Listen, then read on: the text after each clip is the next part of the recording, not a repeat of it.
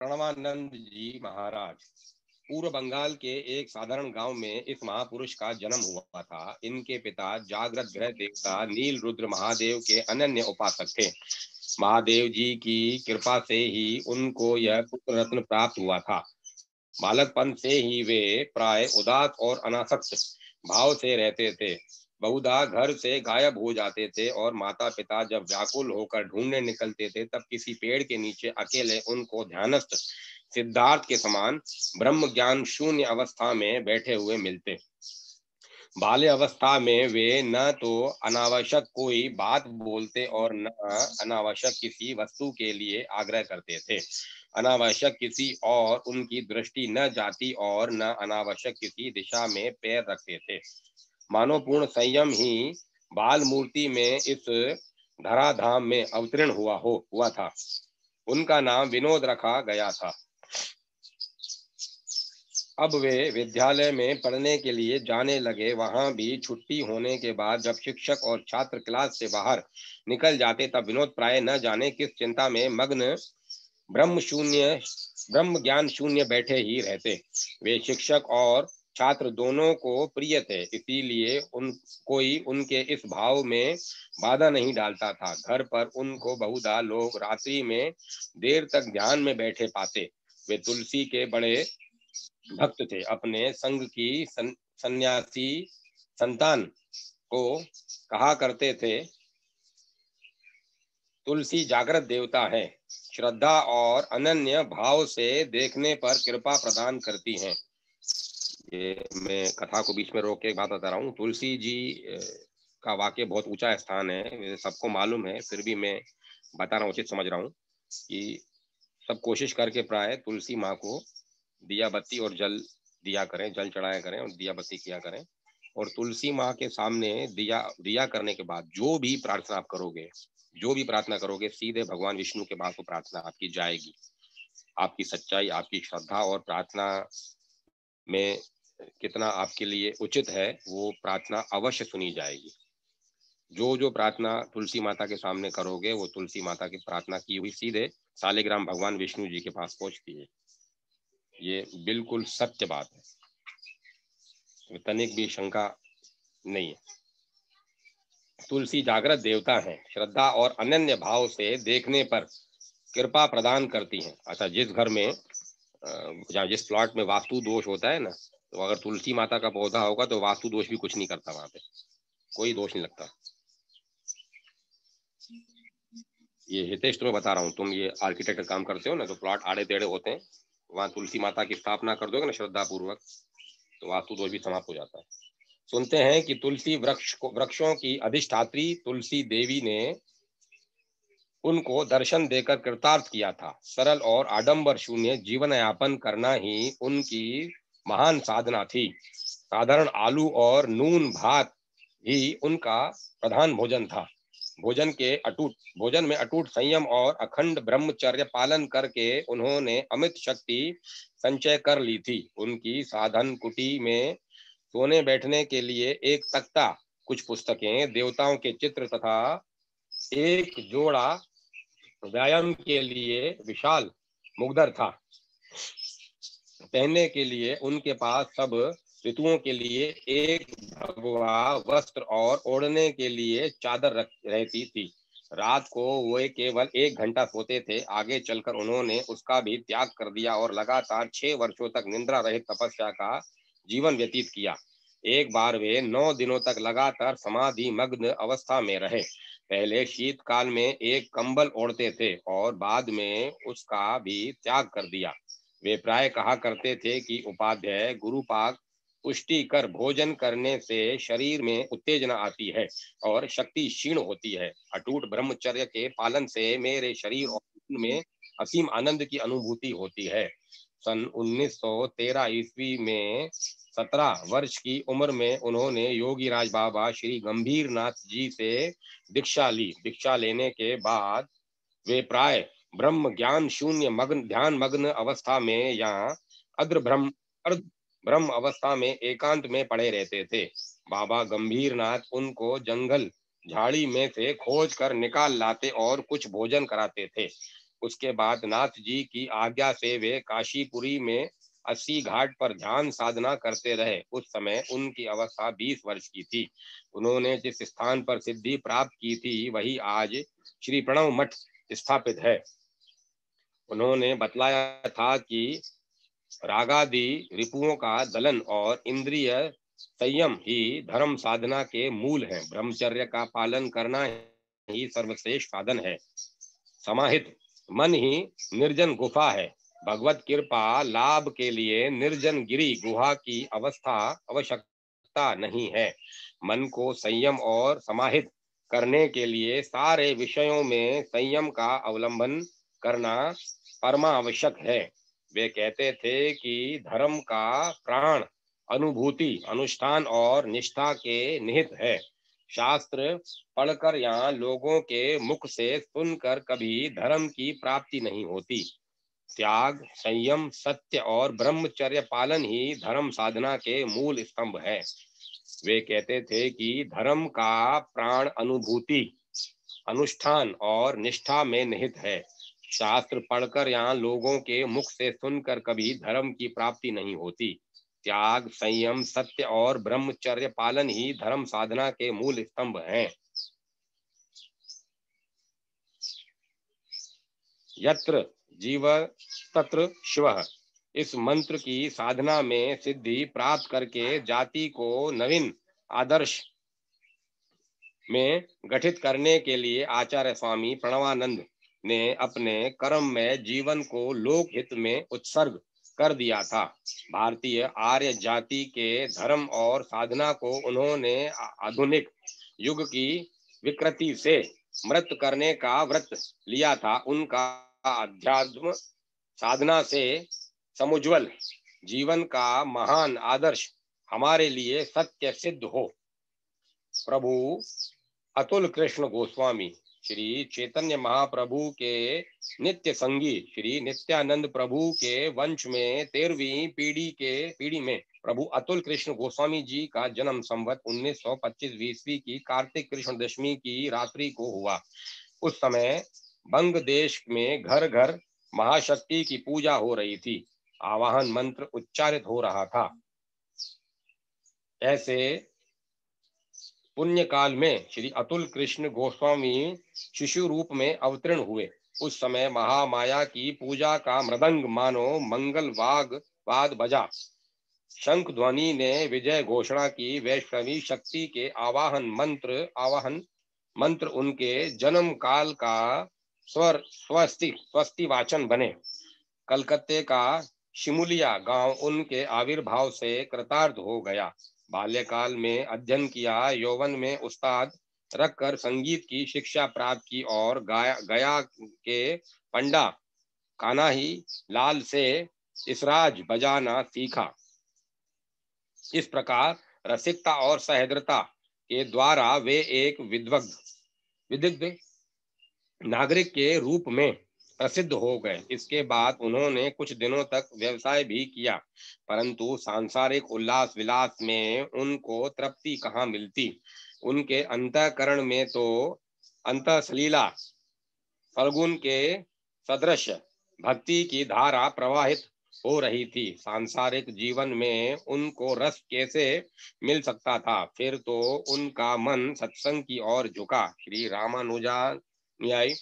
रामानुजनुयायी वासुदेव महाराज पुरी धाम के बड़े बाबा जी, बंगाल के प्रसिद्ध तांत्रिक साधक ताराशेपा, वृंदावन के बाबा रामकृष्ण दास जी, सुप्रसिद्ध महात्मा पागल हरनाथ परमहंस रामकृष्ण, राजपूताने के खंडारी बाबा सच्चिदानंद बालकृष्ण ब्रजवाला, वृंदावन के ग्वारिया बाबा श्री विजय कृष्ण गोस्वामी महाराज प्रभृति साधकों के सत्संग और प्रभाव से उनके जीवन में नवजीवन का संचार हुआ। वे खड़दा के श्री श्याम सुंदर की सेवा करने में लगे हुए एक महान साधक थे। लक्ष्मण शास्त्री द्रविड़ महोपाध्याय, प्रमथनाथ तर्कभूषण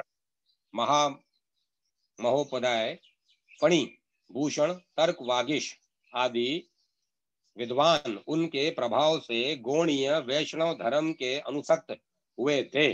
गौड़ीय वैष्णव सम्मेलन में वे प्रतिष्ठाता और सभापति थे। उनका जीवन प्रेम, भक्ति और वैराग्य के साधन में होता था। वे एक प्रसिद्ध वक्ता और शास्त्र विवक्ता थे। उन्होंने जो उदार मत और साधना की पद्धति चलाई है, उससे अनुप्राणित होकर सहस्त्रों भक्तों ने वैष्णव धर्म को अपना जीवनार्थ बना लिया है। वृंदावनीय रस की साधना उनके जीवन में मूर्तिमंत हो गई थी। कभी कभी वे प्रेम समाधि में लीन हो जाते थे। उनके वचन सदूति संग्रह नामक पुस्तक में प्रकाशित हुए हैं। नाना निधि, भक्तेतर जय, पुजार गल्प आदि ग्रंथों में साधना और अनुभूति के विचित्र विन्यास साधकों को विस्मित कर देते हैं। साहित्य के द्वारा भागवत रस वितरण करना उनके जीवन की विशेषता है। वे आदर्श भक्त महापुरुष अपने नित्य के व्यवहार की सामग्री को भी प्रार्थियों को दान कर देते थे। उन्होंने जीवन में जो अर्थ संचय किया था, उसका अधिकांश यक्ष्मारोगियों की चिकित्सा के लिए करसिया अस्पताल को दान कर दिया। संगीताचार्य विष्णु दिगंबर जी उनके अंतरंग मित्र थे। कासिम बाजार में के राजा स्वर्गीय मणिंद्र चंद्र नंदी उनके प्रधान अनुरागी भक्तों में से थे। वे कभी काशी, कभी पुरी और कभी वृंदावन में वास करते थे। महात्मा तुलसीदास जी की नाम महिमा दोहावली को तुलसी मंजरी नाम से बंगला भाषा में व्याख्या के साथ उन्होंने प्रकाशित किया था। वे सन 2001 में माघी अमावस्या के दिन इस लौकिक शरीर का त्याग करके अपने प्रियतम श्री राधा श्याम सुंदर के पाद पद्मों में विलीन हो गए। उन्होंने कहा था, भक्त की जय हो, वह महान है, वह नित्य प्रकाश रूप है। भक्त स्वयं प्रकाश भगवान को भी प्रकाशित करता है, इसीलिए भक्त भगवान से भी बड़ा है। भक्त श्री रसिक मोहन विद्याभूषण बंगाल के वीरभूमि जिले के एक चक्रा ग्राम में उनका जन्म हुआ था। उन्होंने किसी स्कूल या कॉलेज में शिक्षा नहीं पाई थी। घर पर एक मराठी पंडित रहते थे, उनसे ही उन्होंने पाणिनीय व्याकरण और अन्य शास्त्र पढ़े थे। लिंडीस्ट्रॉन नामक एक विदेशी पंडित से घर पर ही उन्होंने अंग्रेजी सीख ली थी। इस तरह पूर्व पश्चिम के अच्छे पंडितों का साथ करके इन्होंने चुने हुए ग्रंथों का एक पुस्तकालय कर लिया था, जो एक विद्यालय ही हो गया था। 17 वर्ष की अवस्था में पितृवियोग हो जाने के कारण उनके जीवन में एक विशेष परिवर्तन हो गया। वे पूर्व बंगाल के ढाका शहर में जाकर दुखी गरीबों की सेवा में लग गए, परंतु पूर्ण सेवा के लिए चिकित्सा शास्त्र के जानने की आवश्यकता थी। वे कलकत्ते वापस आए और किसी प्रकार मेडिकल कॉलेज में चिकित्सा शास्त्र का अध्ययन किया। साथ ही साथ संस्कृत कॉलेज पुस्तकालय से संस्कृत की पुस्तकें लेकर संस्कृत भाषा का भी अभ्यास कर लिया। इसी समय महात्मा शिशिर कुमार घोष ने इनको श्री गौरांग की ओर लगाया। इस विषय पर वे ये विष्णु प्रिया, आनंद बाजार आदि पत्रिकाओं में प्रबंध लिखते। आपने श्री रूप सनातन, शिक्षामृत, श्री राय रामानंद, श्री कृष्ण माधुरी गंभीर में श्री गौरांग, श्री गोपी गीता, श्री राम माधुरी, चंडीदास विद्यापति, जगन्नाथ वल्लभ अद्वैतवाद, आनंद मीमांसा, आत्मनिवेदन, श्री गीत गोविंद और आदि बहुत से वैष्णव ग्रंथों की रचना और अनुवाद भी किया था। बहुत सी पत्र पत्रिकाओं का संपादन भी ये करते रहे। प्रयाग अखिल भारत वैष्णव सम्मेलन में सम्मेलन के ये सभापति हुए थे। विश्व कवि रविंद्रनाथ से इनकी खास घनिष्ठता थी। एक बार श्री श्रुति मोहन के साथ ये कवि गुरु से मिलने गए थे। बातें करते बहुत देर हो गई। विदा होते समय उन्होंने कहा, इतना समय बीत गया है यह तो पता ही नहीं था। सचमुच हम न तो काल को ही जानते हैं और न काली को ही। हम तो वैष्णव हैं, कहीं कोई जान या अनजान के में भाव प्रेम के घर में अपराध करेंगे तो प्रेम के ठाकुर हमें कभी क्षमा नहीं करने के। बस यह अपराध कभी न हो। कवि गुरु ने उत्तर में कहा, विद्याभूषण जी स्वर्गीय मनुष्यों विद्याभूषण जी स्वार्थी मनुष्यों की भांति केवल अपने ही लिए यह प्रार्थना न करें, अपितु हमारे लिए और सारे जगत के लिए भी यही प्रार्थना करें। भाव से भाव के घर में कोई अपराध न करे। जगत के सारे अपराध क्षणतव्य हैं, पर इस अपराध से कहीं छुटकारा नहीं। 100 वर्ष से अधिक जीवित रहकर इन्होंने आदर्श जीवन बिताने का दिखलाया पथ दिखलाया है। वे उज्जवल मधुर भक्ति मार्ग के उच्च श्रेणी के सिद्ध पुरुष थे।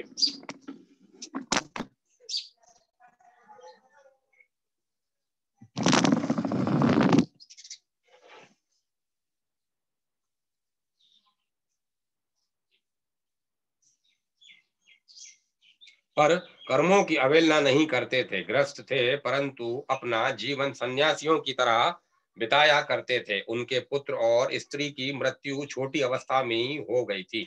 उन्होंने अपनी भक्ति प्रेम प्लावित दार्शनिक प्रतिभा से और अपने दीर्घ दीर्घ जीवन के आदर्श कार्यकलाप से वैष्णव जगत की जो अपूर्व सेवा की है उसकी कहीं तुलना नहीं मिल सकती।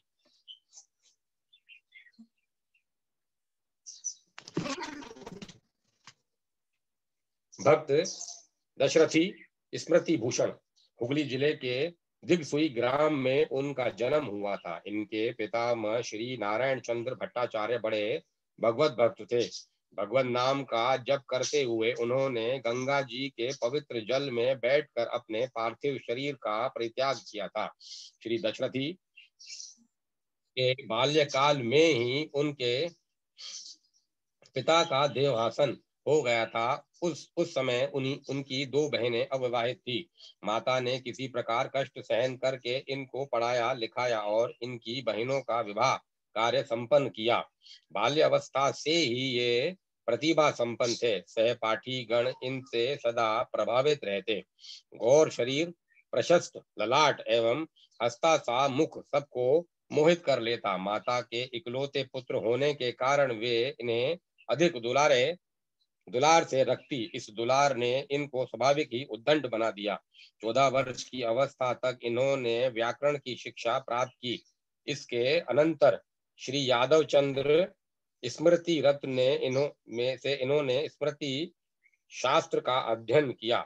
अध्ययन काल में सरकार की ओर से इनको छात्रवृत्ति भी मिलती थी। दुर्भाग्यवश अध्ययन कर ही रहे थे कि बीच में ही माता वात व्याधिग्रस्त हो गई, जिसके कारण इनको बाध्य होकर घर जाना पड़ा। माता का यह रोग बढ़ता ही गया। सेवा शुश्रूषा में रहने के कारण ये फिर पढ़ने न जा सके। अब अपने गांव में ही इन्होंने एक पाठशाला स्थापित कर ली। जो भी इनसे मिलता वह उनका भक्त हो जाता। इनकी सब बातें अद्भुत थी। किसी के घर में कोई भी बीमार होता तो ये स्वयं उसकी सेवा में लग जाते। चिकित्सा आदि की व्यवस्था करते। आवश्यकता होने पर मित्र मंडली सहित रात भर जागरण करते और रोगी की सुविधा का ध्यान रखते। तेतरिया गांव के दामोदर गोस्वामी बड़े भक्त थे। उनसे ही इन्होंने दीक्षा ली थी। दीक्षा के बाद ही ये अपनी साधना में प्रवृत्त हुए। गांव से दूर खेतों के बीच में शीतला माता का मंदिर था। वहां जाकर ये ध्यान लगाया करते। एक दिन की बात है, ये ध्यान निमग्न थे कि बड़ा भारी सांप आकर उनके शरीर पर चढ़ने लगा। उनके शीतल स्पर्श से उनका ध्यान भंग हुआ। उन्होंने देखा कि सांप है, परंतु ये निश्चिंत बैठे रहे। सांप बिना कष्ट दिए उतरकर धीरे धीरे चला गया। ये यजमानी से अपनी जीविका चलाते कुछ दिन तो इनका जीवन कष्ट में ही बीता। दरिद्रता चरम सीमा पर थी। केवल यजमानों की दया पर ही ये निर्भर थे। खेती बाड़ी कुछ थी ही नहीं। किसी प्रकार बाजार से चावल ले आते और पेट भरते, परंतु कभी कभी ये अन्न भाव के कारण अनशन की भी नौबत आ जाती। मन में आया कहीं कोई नौकरी मिले तो कर लें, पर भगवान की इच्छा कहीं नहीं मिली। साधन बढ़ने पर तो इसकी इच्छा भी मर गई। कुछ मित्रों के साथ एक बार वे नीलांचल धाम में भगवत दर्शनार्थ पधारे। वहां पहुंचकर भावावेश में वे इतने निमग्न हो गए कि ब्रह्म ज्ञान लुप्त हो गया। साथियों ने उनके शरीर को हिलाया डोलाया, परंतु कोई ब्राह्मण चेष्टा नहीं उनकी न हुई। शरीर को न संभाल सकने के कारण ये सहसा समुद्र तट पर गिर पड़े। भगवान में इनका हृदय इतना आसक्त हो गया था कि नीलांचल धाम से लौटने पर ये सदा भगवान के चिंतन में ही निमग्न रहते और उनके नेत्रों से अश्रुधारा अजस्त्र बहा करती। अपने एक मित्र के अनुरोध से बाध्य होकर इन्होंने एक स्मृति समिति बनाई, जिसका उद्देश्य जगत कल्याण और आत्मोन्नति था। प्रति रविवार को नगर कीर्तन का दल निकलता था। संकीर्तन में मस्त होकर ये दोनों हाथ उठाकर नाचते थे। भावावेश ये में अश्रुधारा से उनका मुख भीग जाता, शरीर रोमांचित हो उठता। कीर्तन समाप्ति के बाद वे सारी रात भाव समाधि में ही रहते। श्रीमद् भागवत महापुराण की कथा में उनकी रुचि थी ही, और इसी की कथा वे यजमानों के धर्म संबंधी अनेक ग्रंथों का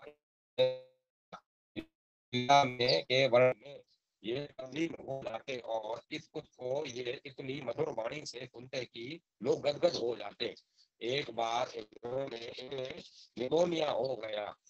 2-3 दिन तक वे ब्रह्म शून्य रहे। इस बीच एक दिन वे उपस्थित लोगों से कहने लगे कि मैं अभी एक नए प्रदेश में गया था। वहां मैंने बहुत से देखा। उनके लंबे चौड़े दूध के समान श्वेत शरीर थे।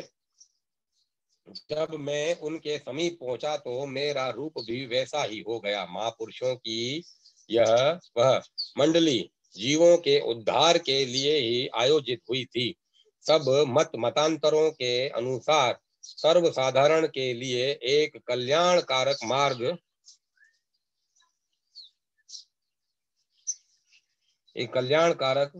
मार्ग निश्चित करना था। सारे महापुरुषों ने अपना अपना मत मंडली के सम्मुख रखा। अंत में मुझे भी अपना मत प्रदान करने की आज्ञा मिली। मैंने शास्त्र प्रमाण सहित बतलाया कि हरे राम राम राम हरे हरे, हरे कृष्ण कृष्ण कृष्ण हरे हरे, हरे राम राम राम हरे हरे, हरे कृष्ण कृष्ण कृष्ण हरे हरे, हरे राम राम राम हरे हरे, हरे कृष्ण कृष्ण कृष्ण हरे हरे। इस मंत्र का कीर्तन ही सरल साधन है। इस पर सब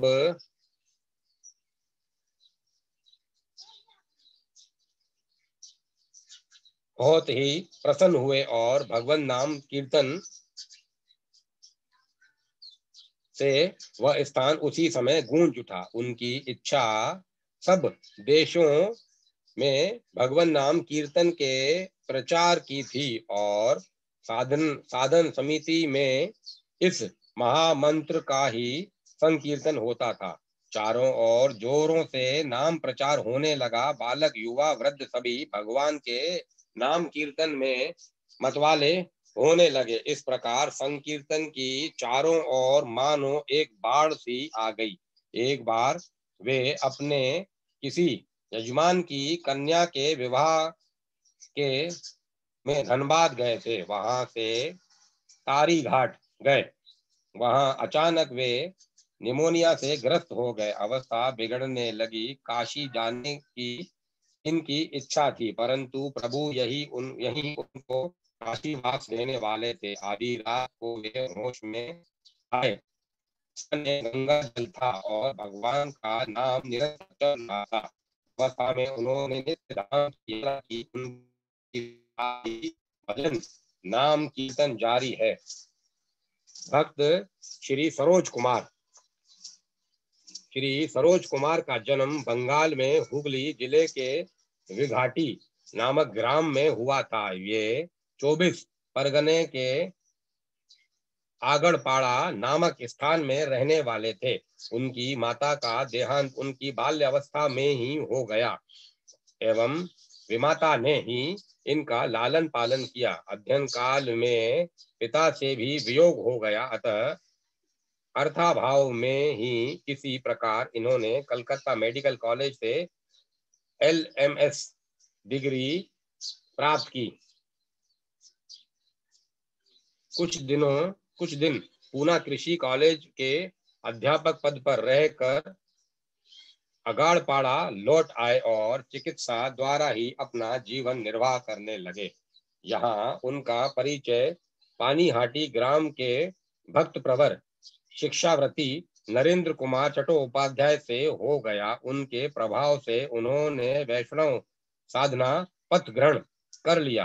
पानीहाटी ग्राम में उन दिनों भगवान नाम का खूब प्रचार था।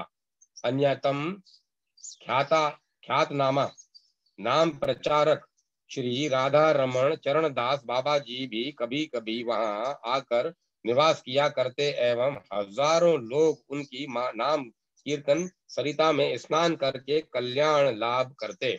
नरेंद्रनाथ अच्छे लेखक थे। उन्होंने चैतन्य चरित्र पर कई नाटक लिखे थे। सरोज कुमार अपने मित्रों को उत्साहित करके उनके साथ उन नाटकों का अभिनय करते। उन अभिनयों में हजारों लोग आते और इस प्रकार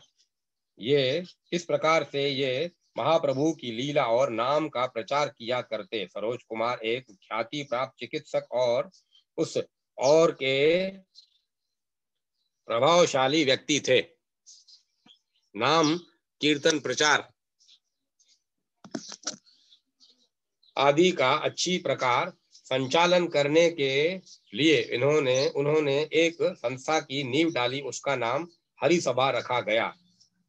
आगड़पाड़ा में इस संस्था का एक मकान बनाया गया। इस हरि सभा गृह में ये रोज नियमित रूप से रात्रि में सामूहिक नाम कीर्तन किया करते एवं बाद में उपस्थित भक्तों को सरोज कुमार उपदेश देते थे। जीवन के लिए सर्वोपयोगी वस्तु एवं भाव रोग की एकमात्र अमृत औषधि ये भगवान नाम को ही बताया करते। महाप्रभु श्री चैतन्य देव के प्रेम की अति उच्च एवं उच्च विलक्षण चमत्कारों से पूर्ण स्थिति का ये वे वर्णन करते।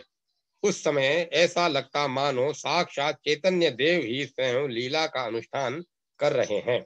ये भावावेश में गदगद हो उठते और सभी को भगवान नाम कीर्तन का ही आश्रय लेने के लिए उत्साहित करते थे। इन दिनों इनके द्वारा भक्तों में नाम कीर्तन का प्रचार अत्यंत बढ़ा। ये अपने जीवन की बात किसी से नहीं करते। यहाँ किसी की पहुंच नहीं थी।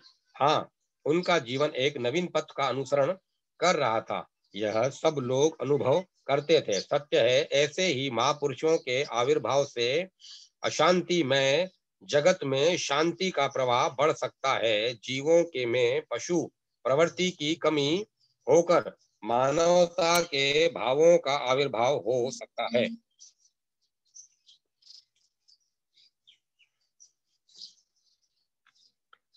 ब्रह्म ऋषि श्री सत्यदेव जी महाराज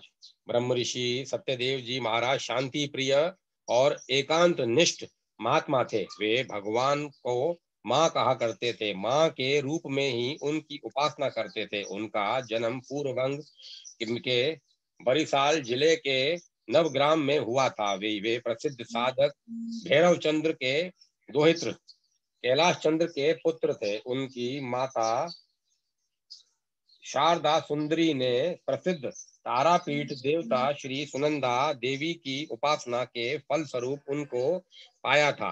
बचपन से ही उनके संस्कार शुभ थे। वे अपने पिता की देखा देखी नित्य भगवत विग्रह के सामने बैठकर ध्यान और चिंतन किया करते थे। उनका नाम शरदचंद्र था।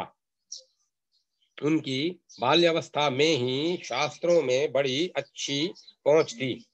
वे माता की आज्ञा से जीविका निर्वाह के लिए कलकत्ते चले आए। लोग उनकी सात्विकता से आकृष्ट होकर शिष्य बनने की प्रार्थना करने लगे, पर उन्होंने कहा कि मैं तो स्वयं अंधा हूँ। एक अंधा माँ ईश्वर का प्रकाश किस तरह दिखा सकता है। धीरे धीरे उनकी वृत्ति भगवान की ओर बढ़ने लगी। स्वावलंबन का भाव विकसित होने लगा। उनका मन विवाहित जीवन में नहीं लग सका। वे रात को गंगा तट पर विचरण कर माँ को पुकारते रहते थे। उनकी माता को आशंका हुई कि कहीं वे घर छोड़कर चले न जाएं। उन्होंने घर न छोड़ने का पूरा विश्वास दिलाया। वे घर पर रहकर ईश्वर भजन करने लगे। एक बार वे विनय कातर होकर प्रियतम प्रभु की खोज में कलकत्ते की चौड़ी सड़क पर जा रहे थे। अपने मित्र पाल महोदय के घर जा रहे थे। आधी रात्रि का समय था। उन्होंने थोड़ी दूर पर काली भयावनी रात में एक मंद प्रकाश देखा। पहले तो उन्हें कुहासे का भ्रम हुआ। आधी रात को कुहासे की संभावना तो थी नहीं। उन्होंने मन ही मन उस पवित्र ज्योति को प्रणाम किया। उनको विश्वास हो गया कि माँ ईश्वर ने धन दिया है। उनका जीवन बदल गया। संसार के प्रति वास्तविक वैराग्य का उदय हुआ। उन्होंने त्यागपूर्ण जीवन का वर्ण किया। परिवार वालों की सम्मति से वैराग्य धारण कर लिया। ब्रह्म ऋषि सत्यदेव जी महाराज ने साधन समर दुर्गा सप्तशती का विलक्षण भाष्य लिखा। वे प्राय कहा करते थे कि भगवान सर्वत्र व्याप्त है। उनका दर्शन कण कण में करना चाहिए। उनको खोजने की आवश्यकता नहीं है। वे तो जड़ और जंगम में विद्यमान ही है। भक्ति प्राप्ति के मूलाधार श्रद्धा और विश्वास है। वे बड़े सत्यानुरागी महात्मा थे। उन्होंने समाधि लेते समय कहा था, मैं नित्य सनातन ब्रह्म हूँ। जन्म मृत्यु मिथ्या है, केवल ब्रह्म ही सत्य है। अगला सन 1339 में उन्होंने समाधि ले ली। भक्त महेश का जन्म बंगाल में हुआ था। विद्यार्थी जीवन काल में ही पूर्व जन्म के शुभ संस्कारों के फल स्वरूप उनके मन में शुद्ध भक्ति भाव का उदय हुआ। उनके गांव में एक जटाधर नामक साधु रहते थे। उनके सत्संग से उनकी भक्ति निष्ठा उत्तरोत्तर दृढ़ होती गई। भक्त महेश एकांत में बैठकर निष्कपट भाव से भगवान के से दर्शन की याचना किया करते थे। घर में भगवान श्री कृष्ण की मूर्ति स्थापित थी। वे भगवान के विग्रह के ध्यान में रात दिन मस्त रहते। भगवान के ही श्रृंगार आदि में वे अपने समय का सदुपयोग करते थे। माता पिता को यह आशंका थी कि महेश घर छोड़कर चले न जाए, इसीलिए वे उन्हें 17 वर्ष की कोमल अवस्था में विवाह बंधन के में जकड़ने के लिए तैयार हो गए। महेश विवाह के पूर्व ही एक रात को भगवान नाम का जप करते हुए वृंदावन के लिए चल पड़े। रतनपुरा ग्राम में हरि कीर्तन उत्सव में सम्मिलित होकर वे ब्रज के प्रेम देवता श्री कृष्ण का ध्यान कर रहे थे कि एक साधु ने उनके कान में हरिओम हरिओम हरिओम मंत्र का उच्चारण किया। वे वहां से आगे बढ़े। उन्होंने कुछ दिनों तक काशी में निवास कर एक साधु के कहने पर विंध्याचल की यात्रा की। वे संतों और साधुओं के मिलन के लिए बड़े उत्सुक थे। कुछ दिनों तक अष्टभुजी पहाड़ और उनके आसपास के भागों में भ्रमण करते रहे। उन्होंने भगवान के चिंतन ध्यान पूजन तथा स्मरण में खाने पीने की चिंता को भुला दिया। तदंतर वे हरिनाम की ध्वनि करते हुए वृंदावन की ओर चल पड़े। नयन और हृदय भगवान श्याम सुंदर के दर्शन तथा मिलन के लिए ललाहित थे। महेश भक्त की राजधानी वृंदावन में पहुंच गए, महज भक्ति की राजधानी वृंदावन में पहुंच गए। वे गोविंद जी के मंदिर में गए। उस समय भगवान की आरती हो रही थी। उन्होंने गोविंद देव की कमनीय कांति और रमणीय छवि का देव दुर्लभ रसास्वादन किया।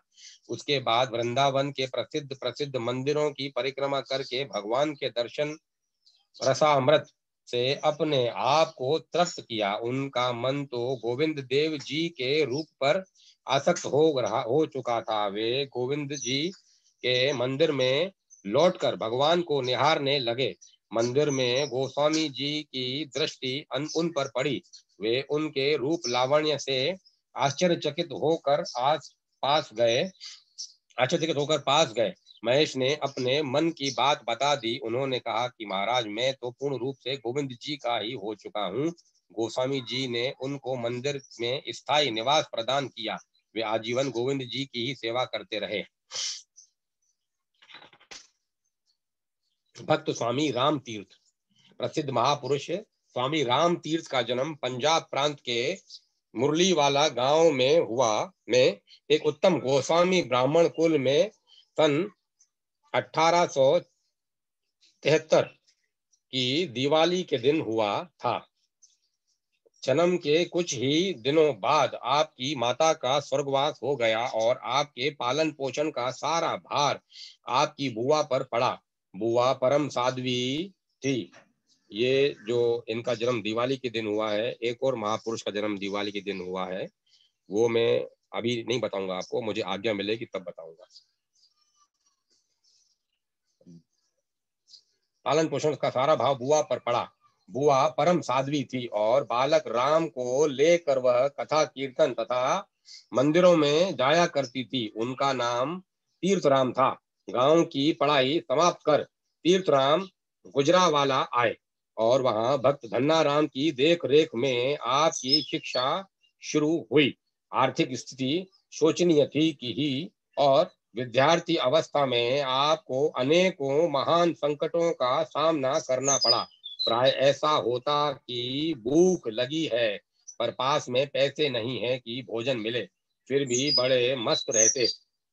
पढ़ने लिखने में उनकी विचक्षण बुद्धि और अप्रीतम मेधा देखकर सभी चकित हो जाते। बीए में प्रथम आने पर आपको 60 रुपए मासिक छात्रवृत्ति मिलने लगी। गणित में एमए करके आप उसी कॉलेज में गणित के प्रोफेसर हो गए। श्री कृष्ण प्रेम का नशा छाने लगा। रावी किनारे प्रातः साय घंटों प्रेम में छके रहते।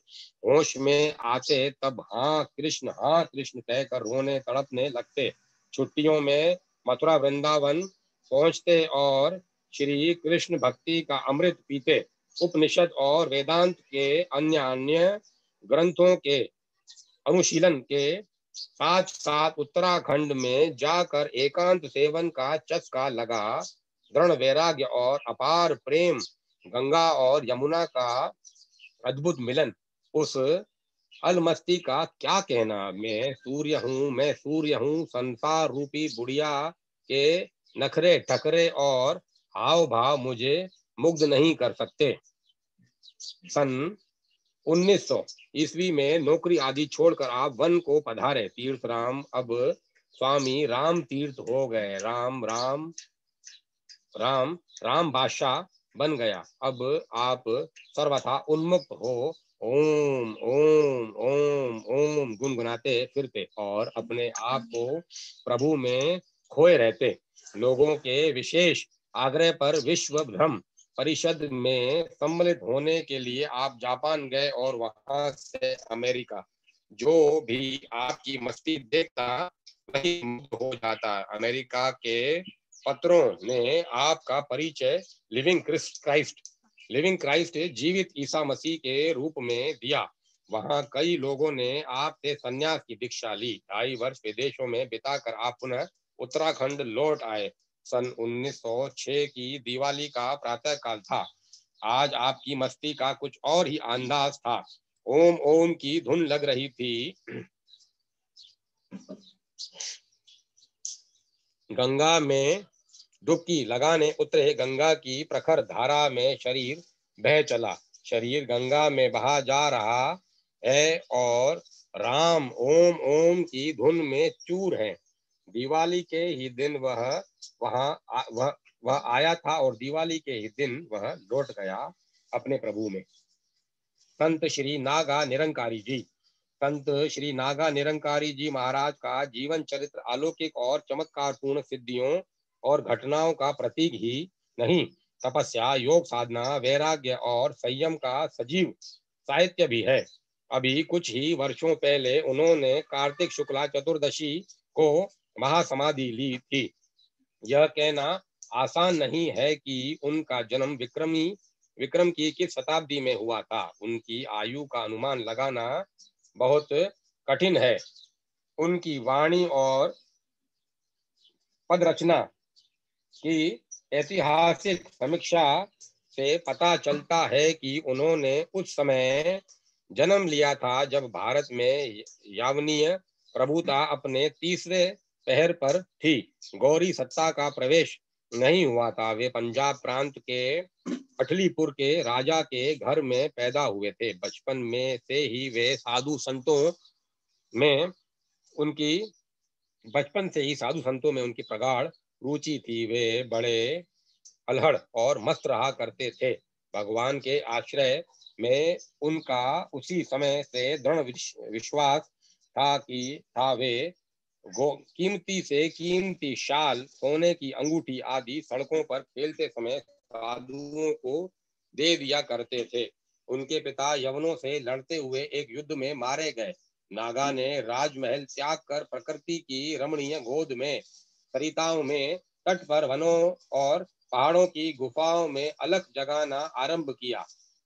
देखो संतों का जीवन कैसे बीतता है। अपन हमेशा भगवान के लीला में दोष निकालते हैं, उंगली उठाते हैं कि ये संत होके भी दुख सह रहा। ये इतने वैरागी संत होके भी इनके पिता का युद्ध में मुसलमानों के द्वारा हत्या की गई। कैसे उनका जीवन, संतों का एक एक चीज समझने और मनन करने योग्य बातें हैं। और हम हर स्थिति में सम रहना चाहिए इंसान, ये सीख मिलती है। वे बड़ी श्रद्धा। नागा ने राजमहल त्याग कर प्रकृति की रमणीय गोद में, सरिताओं के तट पर, वनों और पहाड़ों की गुफाओं में अलख जगाना आरंभ किया। वे बड़ी श्रद्धा और भक्ति से अलख निरंजन कहा करते थे। धीरे धीरे उनका मन नानक जी के तथा उनके उत्तराधिकारियों रामदास, अमरदास, अंगद आदि के भक्ति सिद्धांत की ओर आकृष्ट हुआ। उन्होंने अपनी ब्रह्मवाणी में नानक आदि का बड़ी भक्ति से स्मरण किया और निस्संदेह उनके मत में उनकी बड़ी आस्था और अचल निष्ठा भी थी। नागाजी महाराज हठ योगी, राजयोगी और लय योगी सब कुछ थे। वे परमहंस थे, अवधूत थे। पंजाब भ्रमण के बाद उन्होंने उत्तर प्रदेश के में भगवती, भागीरथी, कालिंदी, सरयू और गोमती आदि तटों पर अलख जगाना आरंभ किया।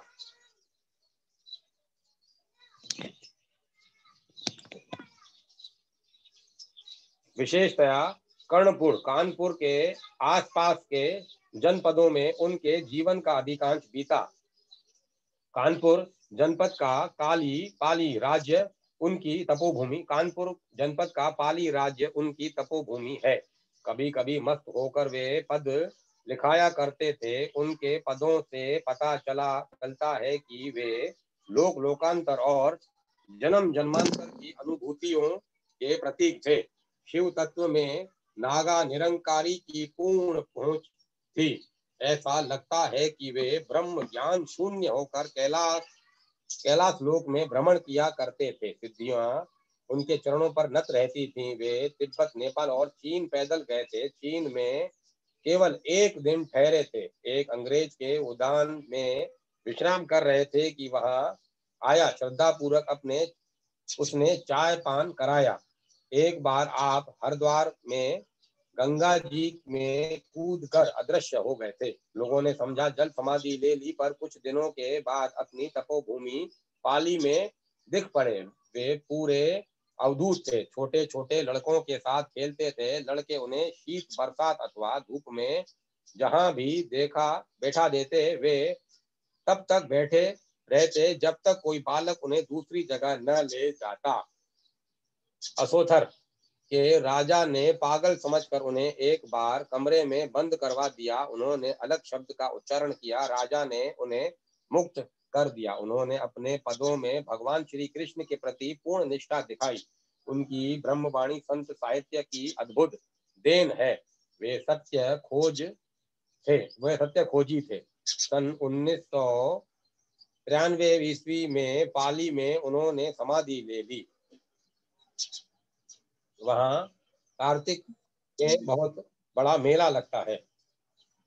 संवत रसिक भक्त सर समाधुरी जी।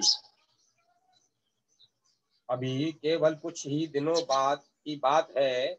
परम रसिक भक्त महात्मा सर समाधुरी ने भगवान के रूप, लावण्य और सौंदर्य माधुर्य का चिंतन कर राजस्थान में श्री राधा कृष्ण की भक्ति का बड़ा प्रचार किया। केवल जयपुर ही नहीं, समस्त उत्तरी भारत की भक्ति चिंतन धारा उनके सरस पदों और लीला चिंतन में प्रभावित हुई। ग्वालियर राज्य के मंदसौर ग्राम में संवत 1912 ईस्वी में सरस माधुरी जी ने जन्म लिया था। उनके पिता का नाम घासीराम और माता का पार्वती था। वे गौड़ ब्राह्मण थे। उनका परिवार अत्यंत भगवत भक्ति संपन्न था। 5 वर्ष की अवस्था में वे अपनी माता के साथ ननिहाल अलवर आए। वहां बड़े बड़े महात्माओं और साधु संतों के दर्शन ने उनके हृदय में श्रद्धा और भक्ति के बीज पूर्ण रूप से अंकुरित ही नहीं, प्रस्फुटित भी कर दिए। उनके सत्संग से उनको बड़ा लाभ हुआ और मन में शुद्ध भगवत प्रेम का उदय हुआ। माता की आज्ञा से उन्होंने विवाह कर लिया और जीवन पर्यंत ग्रस्त बने रहे। उनके दीक्षा गुरु श्री बलदेव दास जी थे। सरस माधुरी जी श्री संप्रदाय की वैष्णवी निष्ठा में आस्था रखते थे। माधुर्य मिश्रित श्रृंगार रस की उपासना को भक्ति का सार तत्व समझते थे। उनके जीवन का अधिकांश समय जयपुर में बीता। सरस माधुरी जी की उपास्य और सेव्य अवतारी से परे स्वकिया पर किया भाव रहित नित्य पूर्ण किशोर अवस्था वाले द्विभुज राधा कृष्ण के नित्य विहार में ही प्रगाढ़ श्रद्धा थी। उनकी उपासना के राधा कृष्ण निर्गुण सगुण रूप से परे सर्वथा दिव्य और अलौकिक हैं।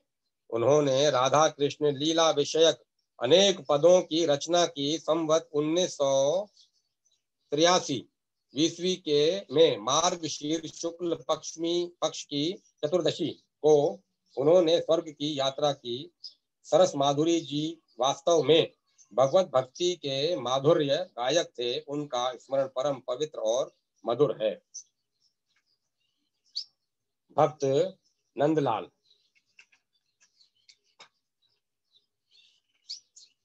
भक्त नंदलाल ने कोटा के सागोद ग्राम में जन्म लिया था। उनका परिवार अत्यंत धर्म भीरू था। उनके पिता बहुत अच्छे भगवत भक्त थे, अतएव उनकी निष्ठा का प्रभाव संस्कारी नंदलाल पर ही पड़ा था। थोड़े ही दिनों के बाद उनके पिता की मृत्यु हो गई। भक्त नंदलाल जी ने गृहस्थी का कार्य योग्यता पूर्वक निभाया। गृहस्थी में दत्त चित्त रहकर भी उनके नियम संयम और भक्ति भाव तथा भजन कार्य में किसी भी प्रकार की बाधा नहीं पड़ी। वे नित्य प्रातः काल पवित्र नदी में स्नान कर प्रत्येक मंदिर में भगवत विग्रह का दर्शन करते थे। कभी कभी बाढ़ के समय वे नदी के दूसरे तट पर स्थित रंगनाथ मंदिर में स्वयं तैर कर पहुंच जाते थे। भगवान अपने भक्त की कड़ी से कड़ी अग्नि परीक्षा लेते हैं। विपत्ति की कसौटी पर कसकर भक्ति का प्रमाण पत्र प्रदान करते हैं। उनके जीवन खेत में त्याग और दया की फसल हरी भरी हो उठी। उन्होंने धन के लेन देन व्यवसाय को छोड़ दिया, ऋणियों को ऋण मुक्त कर दिया। जो ऋण चुका सकते थे उनके पैसों का उन्होंने देव कार्य, मंदिर निर्माण, सदाव्रत और साधु सेवा आदि में सदुपयोग किया। कुछ समय के बाद वे निर्धन हो चले। लक्ष्मी से वे सदा निष्प्रय रहते थे, अतएव निर्धनता को उन्होंने भगवत कृपा के रूप में वर्ण किया। दरिद्रता से में भी उन्होंने पूर्ण संतोष की ही अनुभूति की। उनके पूरे परिवार का जीवन संकटग्रस्त हो चला। नंदलाल तो भगवान के समर्पित ही थे, पर परिवार की दैन्यपूर्ण स्थिति से वे क्षुब्ध हो उठे। एक रात को कमरे में पड़े पड़े कुछ सोच रहे थे कि भगवान लक्ष्मीपति ने दरवाजा खटखटा कर कहा कि तुम निर्धन नहीं हो, तुम्हारा परिवार दुखी नहीं रह सकता, तुम्हें कल प्रातः काल पुलिया पर जीविका निर्वाह का साधन मिल जाएगा।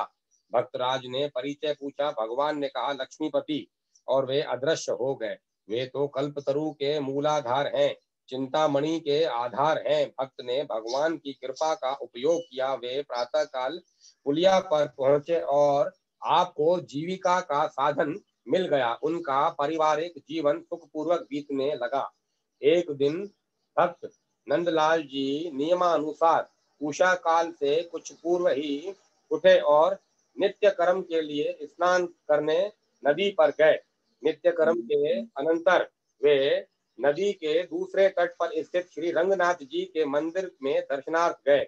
मंदिर में पुजारी प्रतिदिन उषा काल से पूर्व उठकर भगवान को सुसज्जित करता है, परंतु उस दिन ईश्वर की लीला से पुजारी की निंद्रा नहीं टूटी। भक्त नंदलाल जी ने दर्शन करने के लिए अपनी खड़ाऊ खोलने के विचार से दृष्टि नीचे की ओर की। उस समय आप देखते हैं कि मंदिर के प्रांगण में भगवान चतुर्भुज रूप से विराजमान है। उनकी छटा निराली है। चरणामृत का पात्र भरा हुआ धरा है। ललाट पर गोरोचन लेप किए हुए सुशोभित हैं। सामने सजी हुई आरती रखी है, परंतु पुजारी जी नहीं थे। आपने नियम अनुसार आरती लेकर चरणामृत का पान किया और तिलक लगाया। उपरोक्त घटना के कुछ दिनों पश्चात ही एक दूसरी आश्चर्य घटना हुई। ग्राम के मध्य में श्री लक्ष्मी नाथ जी का राज मंदिर है। वहां आप एक दिन नित्य कर्म से निवृत्त हो दर्शनार्थ गए। उस दिन पुजारी जी प्रगाढ़ निद्रा में मस्त थे, परंतु आप देखते हैं कि श्री लक्ष्मी नाथ जी स्नान तिलक और श्रृंगार करके सुसज्जित हैं। श्रृंगार विशेष रूप से हो रहा है। आरती हो चुकी है। आपने आनंद से दर्शन किए और दंडवत किया। उसके पश्चात आपने पुजारी जी का पता लगाया तो ज्ञात हुआ कि पुजारी जी शयन कर रहे हैं। तब आपको अत्यंत आश्चर्य हुआ, आनंद की सीमा न रही। आपने पुजारी जी को साथ लिया और मंदिर पर पहुंचे। पुजारी जी ने भी दर्शन करके अपने आप को कृत्य समझा। दोनों प्रेम से विहल होकर कीर्तन करने लगे और उस दिन भगवान भास्कर के उदय होने के बाद ही कीर्तन में तन्मय रहे। इन घटनाओं से उनमें अब पूर्ण वैराग्य का उदय हो गया। वे सब कुछ तज कर भजन में ही लग गए। नंदलाल जी की निष्ठा और भक्ति धन्य है। विरह भक्त रघु जी भूल से, प्रमाद से या जानबूझकर लोगों को ठगने के लिए भक्त या संत का वेश बनाने वाले या संतोचित वाणी बोलने वाले लोग बहुत मिलेंगे। किसी चमत्कार को दिखलाकर या चमत्कार के नाम पर दुनिया को धोखा देने वाले बहुत मिलेंगे, परंतु सच्चे सिद्ध या साधक संत भक्त का मिलना कठिन है। वस्तुतः आज के जगत में जितना दंभ फैला है उतना अब से एक शताब्दी पूर्व भी नहीं था। जिस वेश या जैसी चाल से लोग धोखे में आवे, उसी को धारण करके अपना काम बनाने के लिए आजकल स्त्री, धन और मान के भूखे हजारों धूर्त अच्छे सात्विक वेश और सुंदर चाल को कलंकित कर रहे हैं। यही कारण है कि ऐसे लोगों के डर से सच्चे संत की पहचान और सेवा होना भी आज कठिन हो रहा है। संत समझकर जहाँ आत्म समर्पण किया जाता है, वहीं आगे चलकर जब उस संत का असली स्वरूप सामने आता है तब हृदय कांप उठता है, घृणा से चित्त भर जाता है। ऐसे संत पने के विरुद्ध हृदय में विद्रोह खड़ा हो जाता है। यही खास कारण है जिसने रूसी अनिश्वरवाद के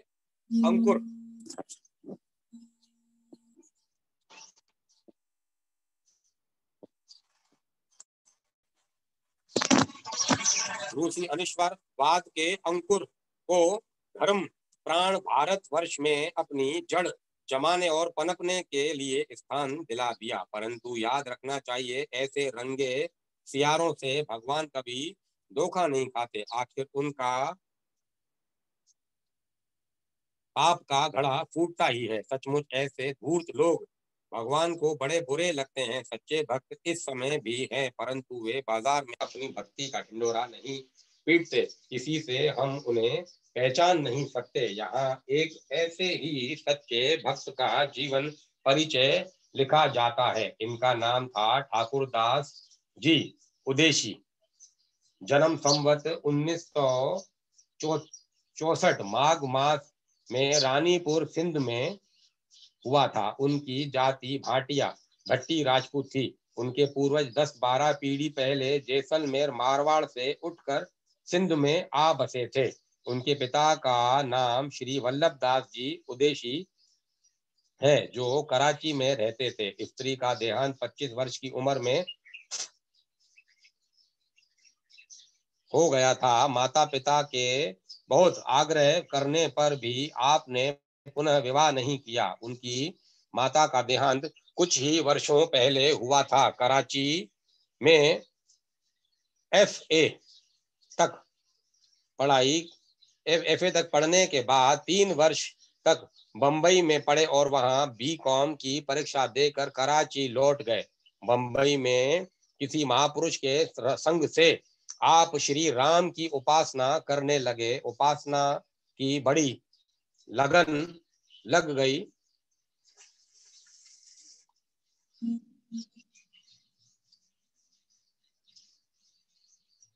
भगवान में ध्यान और नाम स्मरण का अभ्यास उत्तरोत्तर बढ़ गया। बोलना चालना कम हो गया। धीरे धीरे भगवान के नाम और गुण सुनकर हृदय द्रवित होने लगा।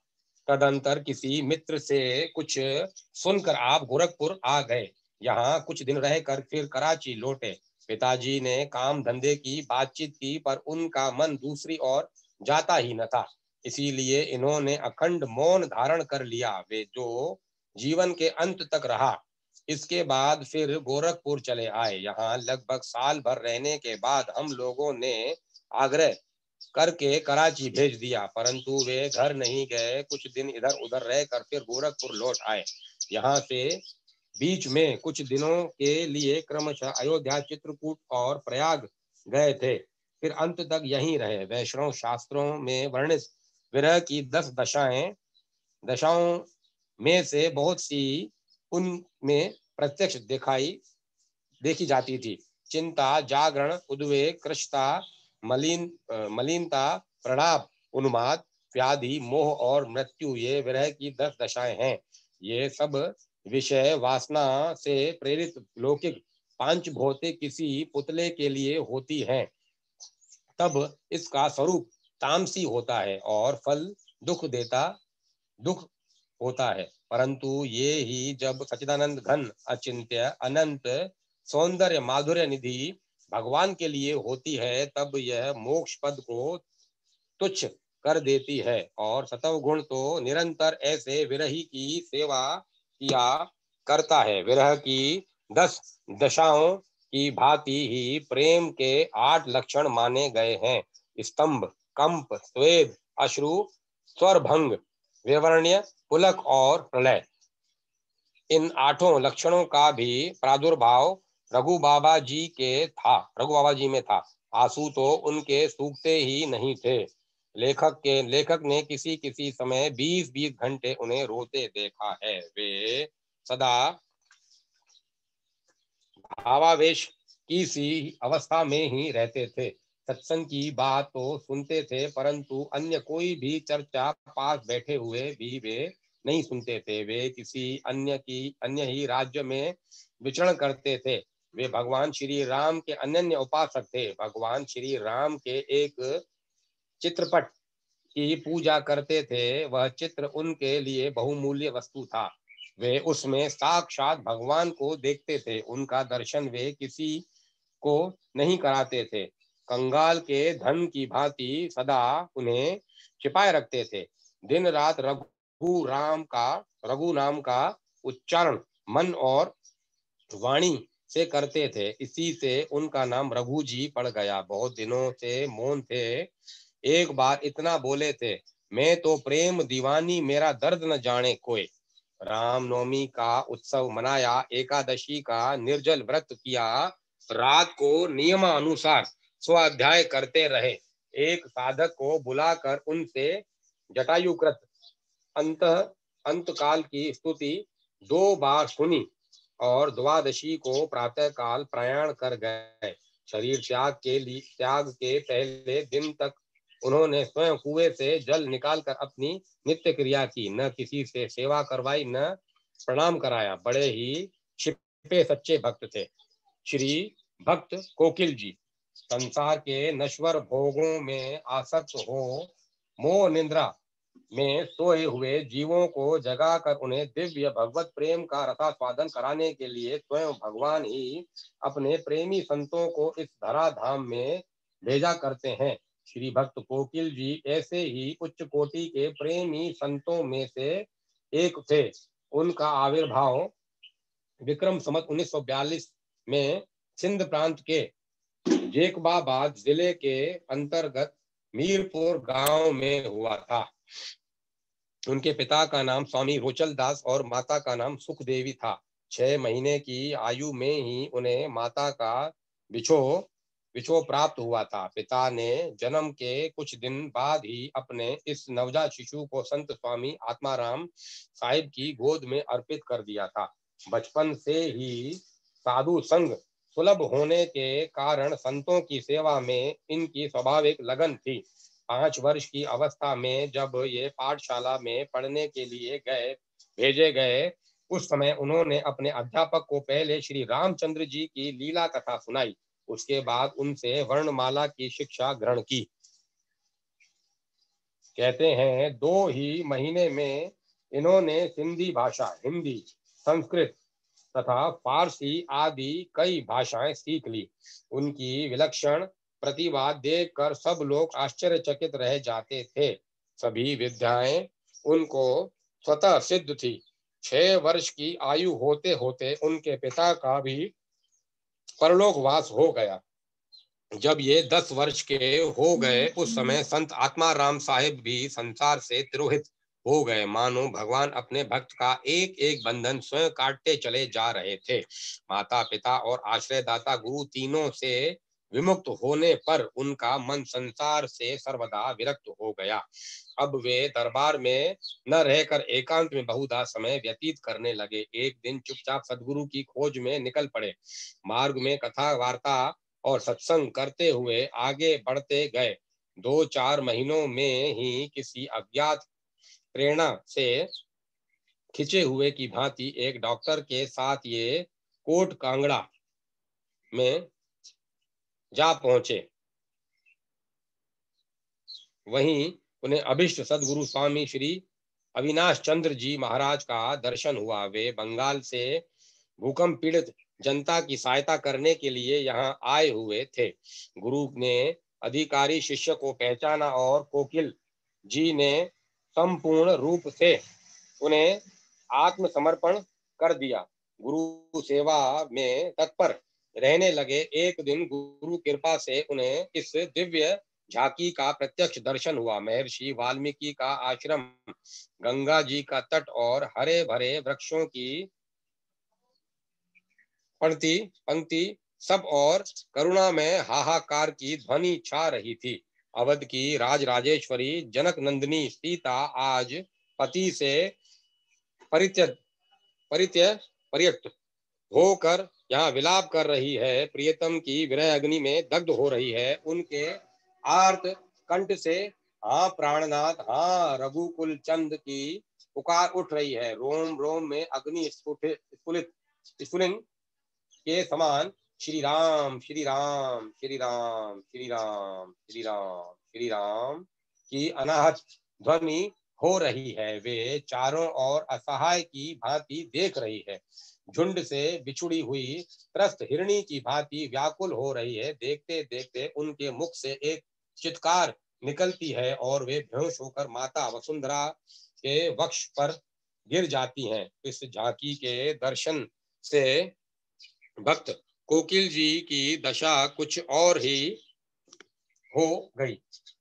उनके मन प्राण व्याकुल हो उठे, नेत्रों से आंसू छलक आए, शरीर में रोमांच हो आया और देह की सुध बुध जाती रही। श्री अविनाश चंद्र जी महाराज ने भजन से उठकर धैर्य धारण कराया, तब कहीं जाकर उनका चित्त शांत हुआ। सदगुरु की आज्ञा से यही झांकी उनकी देह हो गई। अद्वितीय वनवास के समय की वीरणी सीता ही उनके प्राणों की आराध्य बन गई। वे उनकी विरह व्यथा से तड़पने लगे। हाँ स्वामिनी, हाँ जानकी कहते कहते मूर्छित होकर गिर पड़ते थे। इस भावावेश में उन्हें कई बार श्री जनक नंदिनी के दर्शन होते थे। एक बार गुरु के आदेश से उन्होंने एक स्थान पर मिट्टी खोदी, उसी में से एक दिव्य सोने की डिबिया निकली। उसके भीतर भोजपत्र पर अंकित श्री स्वामिनी जी की बड़ी सुंदर मूर्ति थी। वे छोटी सी कुटिया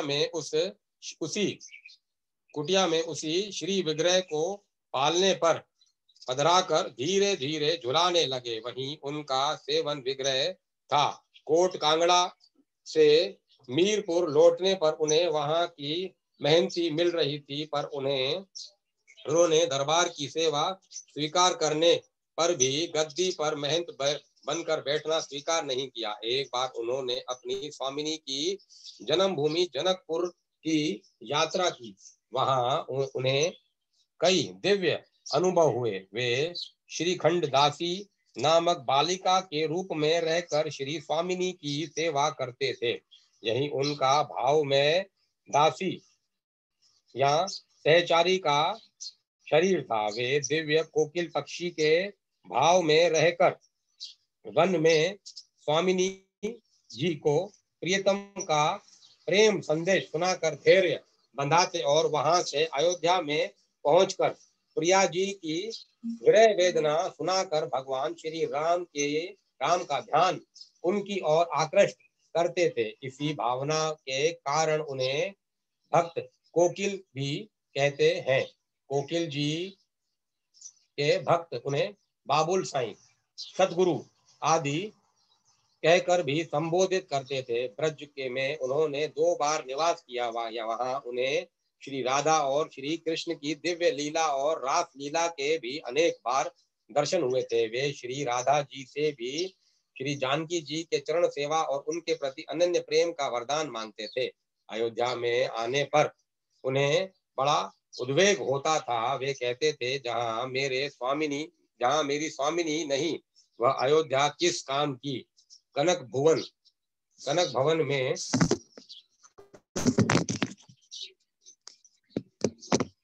भवन में युगल सरकार की झांकी करके भी वे यही अनुभव करते कि श्री राघवेंद्र जी के साथ स्वामिनी जी की स्वर्ण प्रतिमा मात्र है।